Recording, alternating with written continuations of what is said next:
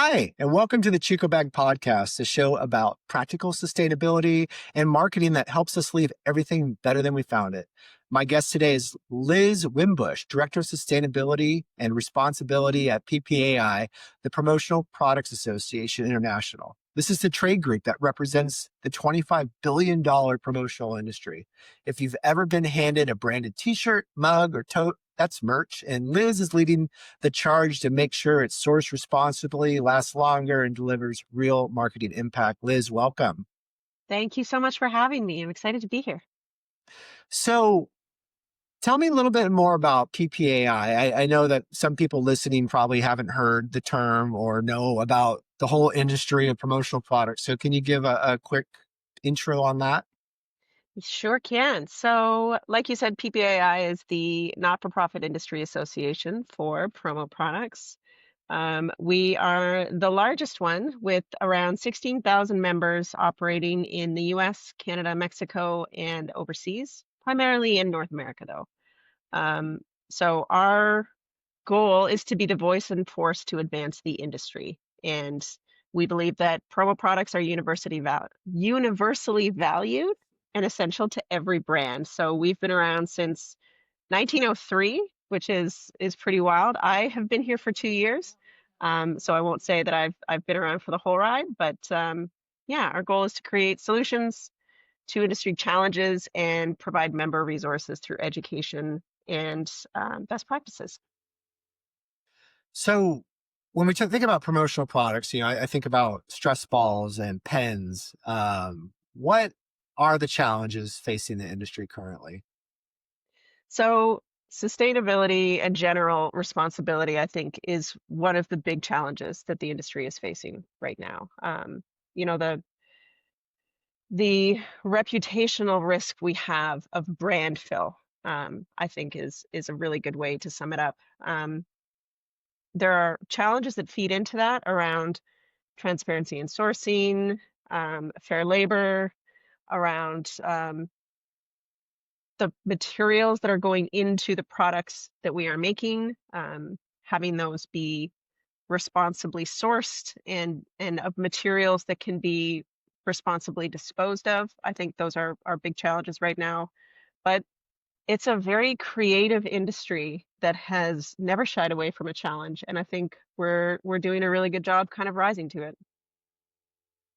Yeah, so the whole idea behind promotional products it's effectively an advertising medium. You could think of what like billboards as an advertising medium, display ads, on the internet.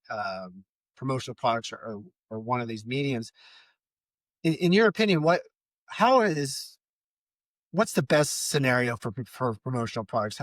What are some examples of people doing it well? And then I guess conversely, what are some classic mistakes that people make with promotional products? Great question. So I think really good merch starts with curiosity.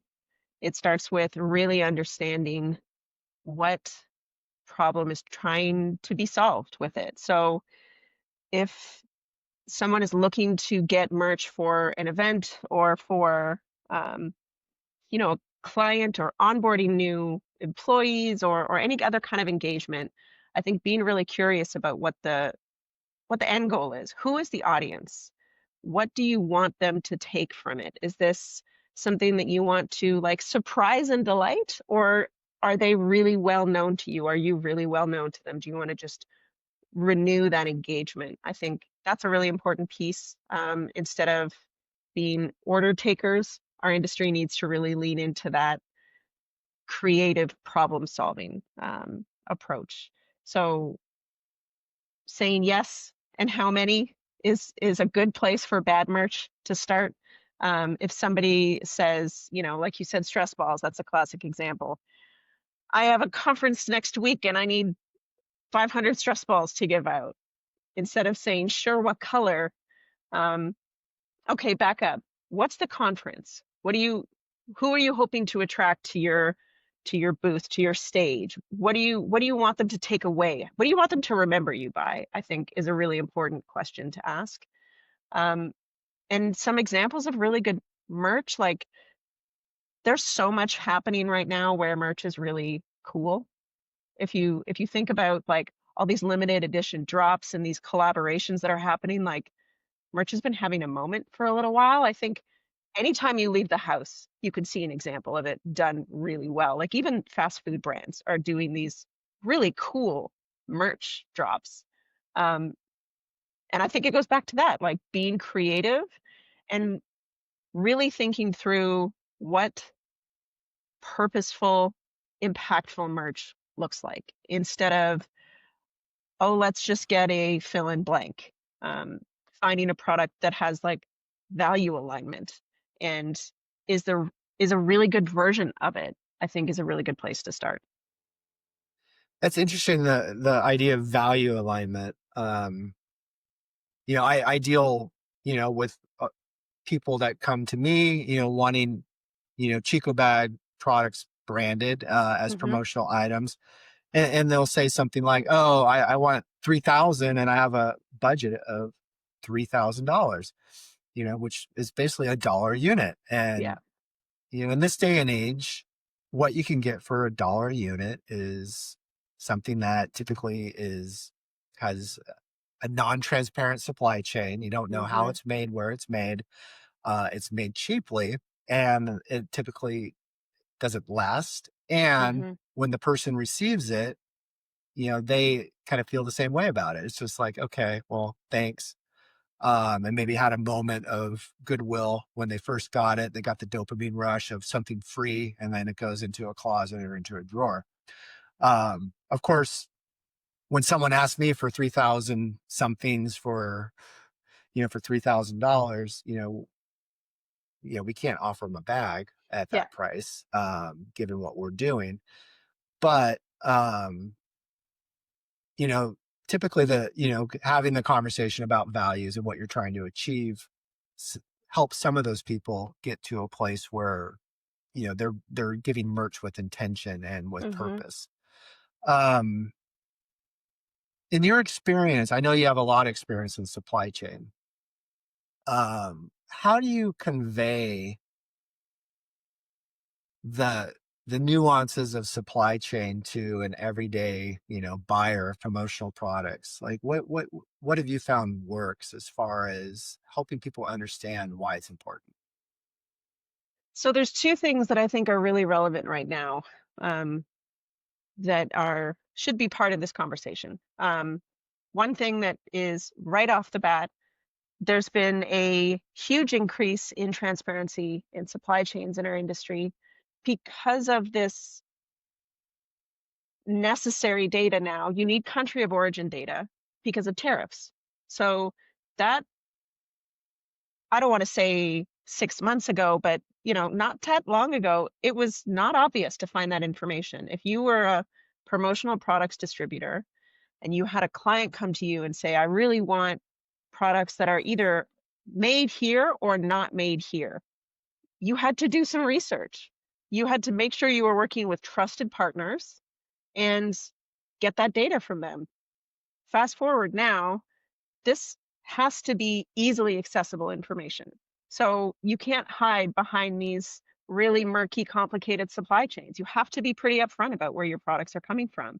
And if somebody says, I want products that are not made in China, that's doable. You can easily weed out products that come from there. If you want products that are made specifically in North America, made in Europe, you can find products like that now. I think that's one thing that's really um, been a huge increase lately and starts a lot of conversations.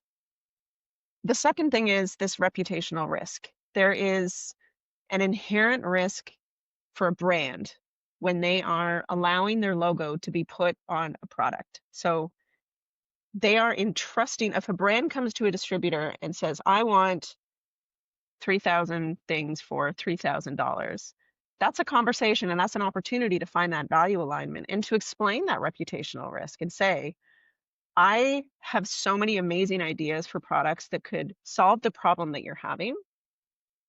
There is a concern I have with really cheap products being associated to your brand. I did some research and I looked into it and you have this these amazing commitments. If you go to any brand website and you look, and look at the footer and look for sustainability or commitments, our values, you read through those. It's pretty easy to look at those and say, like, this doesn't match a $1 product. If you want somebody to walk away with your logo on it, that's a huge reputational risk. And I think those two things are a really important part of that conversation, not from a um, finger wagging perspective. I think Yeah. that's something that we always try to reinforce is it's always just laying a basis of education and finding a way to connect with somebody. You have values, your company has values. Let's find a way to connect with those. Yeah, I think it's a gentle reminder, when people are in their mode, to Yes. get them to think broadly of, you know, uh, of because ultimately everyone wants the good result at the end, right? So And I think ultimately this this idea, with merch having its moment, and making sure that it's elevated in the marketing mix appropriately, you're not asking an ad agency for something next week. This is something that you are planning. You have a marketing calendar. It gets, strategized pretty far in advance. If you're considering merch as a relevant form of advertising, it needs that same level of intentional thought and planning. And when you're planning it that far in advance, you don't have these knee jerk, like, oh, I forgot. We need t shirts next week. Like that, it removes so much of that bad promo opportunity because you're not left with, I don't know, what can we do in 5 days? Not a lot of really good intentional merch gets made in 5 days. Don't get me wrong. I'm sure there are opportunities for that, but the chances of it being a really good, ethically sourced product that somebody wants to keep starts to drop the less time you have to plan it. So I think that's an important piece of it too. yeah, definitely. I like that term Brandfill. So that's the idea, is that you put your brand on a product and very shortly after you give it away, it ends up in the trash. Or worse, ends up in the gutter where your brand is getting impressions, but the wrong kind of impressions. Yes. And there's research. So we have a pretty incredible research team here at PPAI. We have research that shows that 72% of people asked believe that promo products outperform other forms of advertising in terms of recall. And that's both positive and negative. So you have this opportunity that when you nail it, you really nail it. And I think the number is 80% of people keep a promo product longer than a year.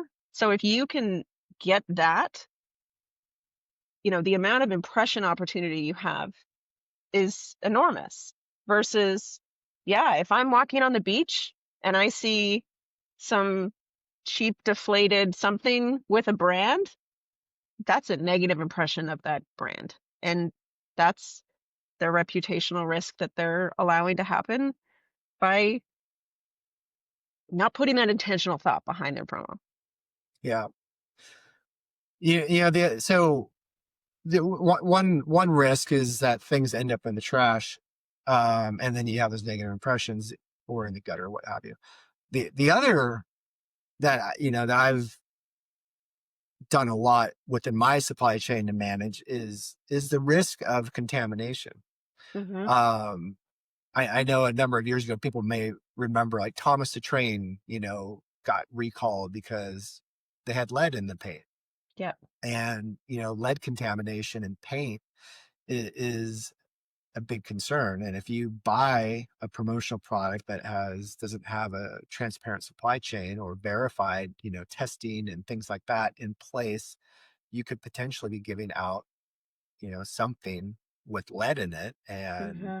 which could create all kinds of reputational risks. So how is the industry responding to that kind of risk? Is I know you have a database where distributors can search through product. Can they search through product, and know to what degree a promotional product has a transparent supply chain?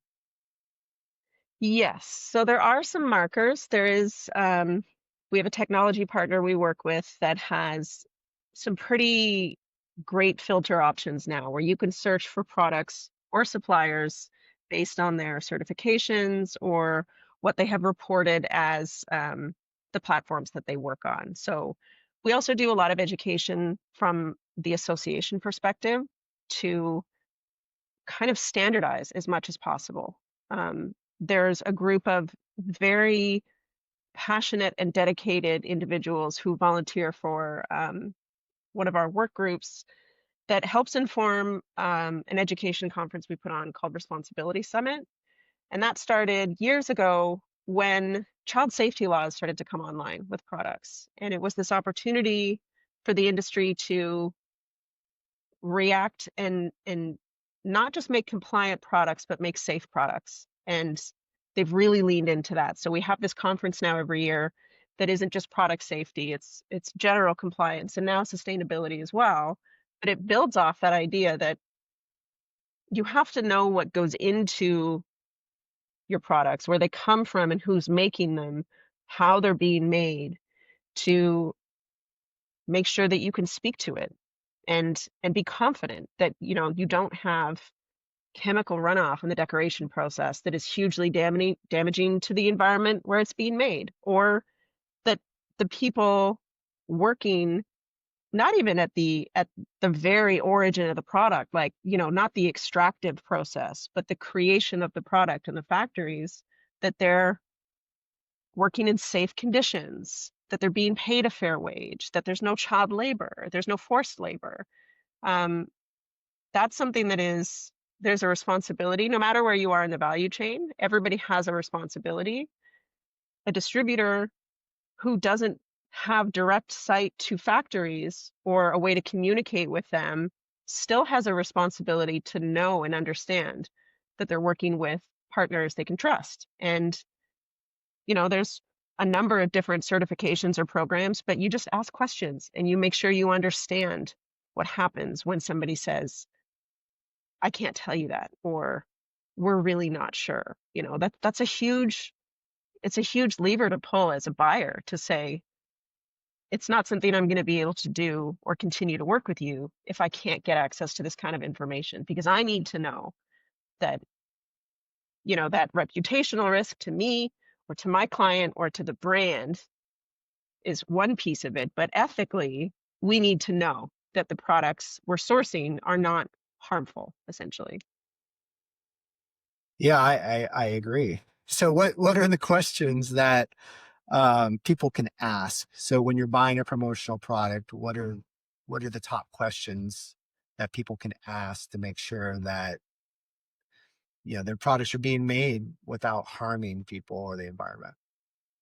I think if you're a buyer, you can start pretty high level and just say, I want to make sure that I'm only buying products that I feel good about. So can you show me some examples of products you've sourced in the past or merch you've made that really hits that? There's, so many different areas you can really focus on.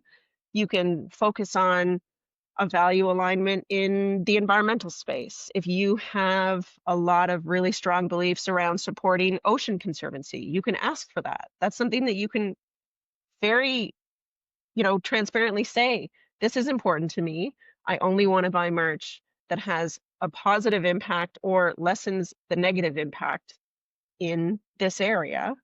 Or you can say, you know, human rights due diligence is really important to me. What do you do to make sure that the suppliers you're working with have a focus on this? Do you have any kind of audit structures in place? Is there remediation for findings in those audits? And you don't need to get, you don't need to see all the reports and get into the testing, but you do have to feel like you're working with a trusted partner. You don't have to be the expert in it. I'm not the expert in, the total level of organic fluorine that's allowed in a piece of apparel. But I do know that if I ask a question and I get a kind of shifty response, that doesn't feel great. I'm probably not going to trust the answers that they give me. So just starting with some some open questions about what's really important to you. And if that's fair labor, there's a Fair Labor Association. We work with them at PPAI to make sure that they're fairly well embedded in promo. They have accredited companies that they work with, or B Corps. There's a lot of really good information about a company that is B Corp certified. You can go onto their website and look them up and find out what's important to them so that you can kind of ask those questions and get a little bit more information. But I think it really all just comes down to that trust. Yes. I think trust is the key word, right? When we all lived in villages, you knew who made the horseshoes and you knew which horseshoe maker, was trustworthy. Yeah. But now in this bigger global world, it's very hard to know to have that trust and the third party verification, the audits, the fair labor certifications that helps build the trust. Mm-hmm. Obviously photos, and people showing like what the supply chain looks like, Mm-hmm. builds a lot of trust. So um it's a lot about trust, and I've dealt with this, as ChicoBag. We've been mission focused since day one, Mm-hmm. and we ended up getting certified as a benefit corporation because of all the greenwashing that was happening. We were Yeah. saying the right things, but so was everyone else. And some of, and what we were saying we knew was true, and we were questionable about the other ones. And Yeah. so we wanted to build that trust to let people know that we actually weren't greenwashing. So going through the B Corp certification helped us have that third party certification, which is, in my opinion, really key, Mm-hmm. to build that trust. Agreed. We talked about, Brandfill, and it's something that I come across a lot is the idea of eco-friendly, Mm-hmm. right? As a marketing term. Oh, it's made out of, X, it's bamboo, or it's made out of organic cotton, or it's made out of something, recycled content, and therefore is eco-friendly. And I would, one of the things I've noticed is what it's made out of is one element, and then how it's made and how long it lasts is the other. And then the Yes. third thing is design. Like, is it actually useful? And is it something somebody's going to use? Um, what are your thoughts on the topics of just how to make, like, and I'm thinking about from the standpoint of ROI, Yeah. because when people are spending their marketing dollars, they're really investing those marketing dollars and they want a return on their investment. So what are Yeah. your thoughts on how to really look at a product and know, and really figure out the ROI? I think you nailed it. With well-made, useful products, everybody, yes, there's like an inherent reaction. You get something free and it's cool. Like you see the lineups for a free product, even if it's something you already have and maybe you don't need. There's that dopamine hit. But to keep something and to use it in your day-to-day life over and over again, it has to be useful. It has to be well designed. Um, I think something that's becoming more and more important is repair. There are right to repair laws coming online, but even just as an end user, if I get something that feels like it's not well designed or not well made, I'm going to be less likely to try and repair it. And then if I can't repair it, am I going to keep it for a year? Is it going to last for a year? Like that, the cost per impressions, if you're looking at the ROI of a product, the amount of impressions goes up the longer somebody keeps it. If I have a water bottle, I have water bottles that I've had for almost a decade at this point, that every time I'm out in the world with that, it's getting impressions. If I'm on a call and I'm drinking from it, it's getting impressions. And if it's something that is well designed, it's eye catching. So now there's additional impressions because somebody's going to see that and say like, "Oh, that's a really cool fill in blank. Where did you get it?"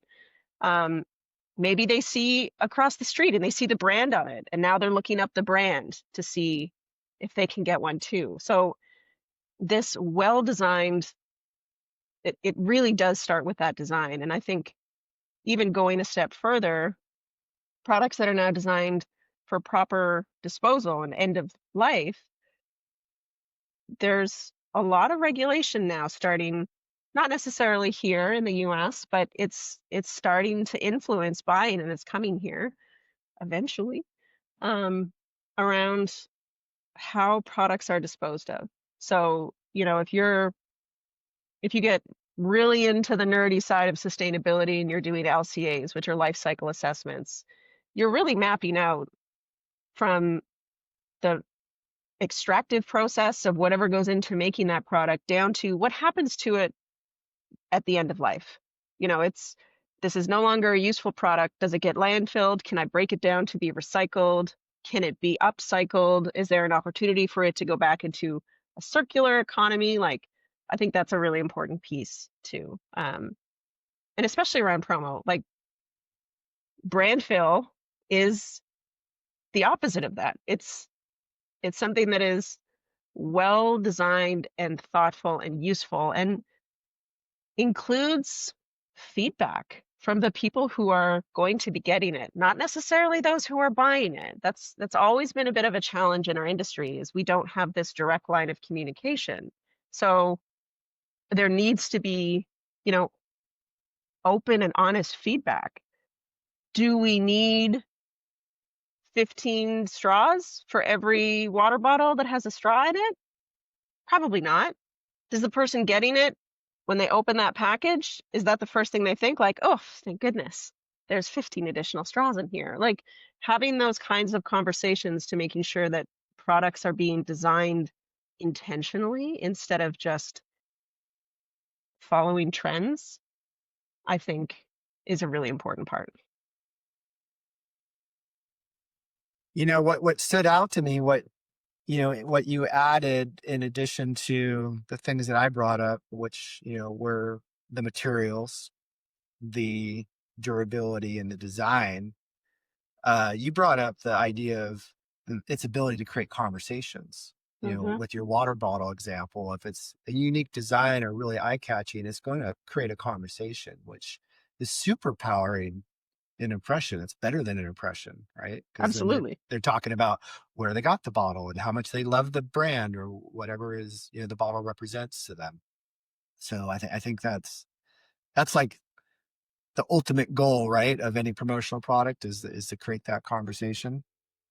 And it's even amplified further if that product has a brand that you have an emotional attachment to or loyalty to. Like, I work in promo. If you open my closet, I have more tote bags than one would probably ever need in their life. But Yeah, I keep a lot of them because I have an attachment to them. Like, I bank with a company that is a B Corp, and it's a very like intentional choice. I support a lot of what they're doing.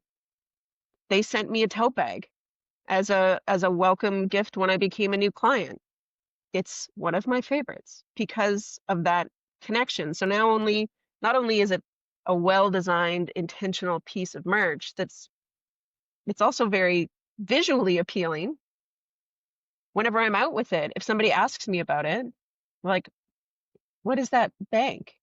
Now I want to have this conversation, and I've become a brand ambassador for them because I'm excited about it. So it's that like then multiplied impact, which again, when you do it right, yeah, it is the most impactful form of marketing you can get, really is. And it's grassroots, it's personal, it's not being forced on you like a pop-up ad. yeah. That's interesting.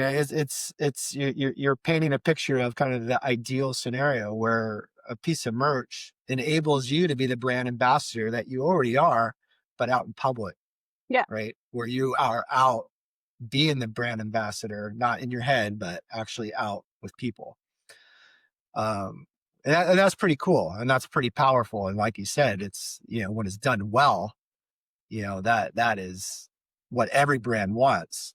But I have a whole Absolutely. drawer of pens over here, and that of promotional pens.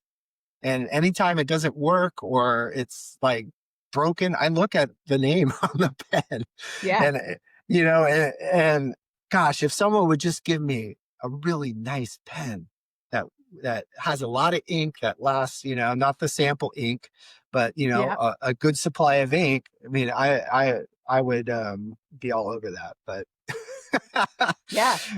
but yeah, there's so many examples of it done poorly. So thank you for giving an example of something done well. Um, Absolutely. so we talked a lot. We talked a lot about like what kind of questions to ask when buying merch. What's the, you know, keeping intention and keeping the end goal in mind, thinking about what your goals are when you're giving merch. What else can we leave the people listening to this podcast with to help them navigate this, incredible world of promotional products? I think that two things, that staying curious, there's so much to be said for the work that's being done in our industry by suppliers like ChicoBag that are really leading the charge in positive impact and progress, that we just need to make sure we're asking the questions instead of, oh, I didn't realize I even had an option for a sustainable promotional product. What are my options? Always starting with that. And especially for folks in the industry, I think something that we try and reinforce a lot that people love to hear is progress over perfection. Always progress over perfection. Nobody wakes up and is the perfect ideal of themselves overnight.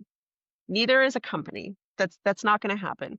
If you didn't start as a very mission driven company with your values at front and center, that's okay. Just start looking into the impacts in your supply chain. Pick a lane and start looking into it, and then bit by bit progress. The more you know, the more you feel like you need to know and change and positively influence the world around you. So I think those would be two things that I would leave everybody with. So be curious and ask the questions, and it's okay not to be perfect, right? Just Exactly. progress. Yep. Yeah. I think that's great advice. We all can take a step forward and ask the right questions and be curious. So thank you so much, Liz, for being on the podcast and sharing your Yeah. wisdom with everyone.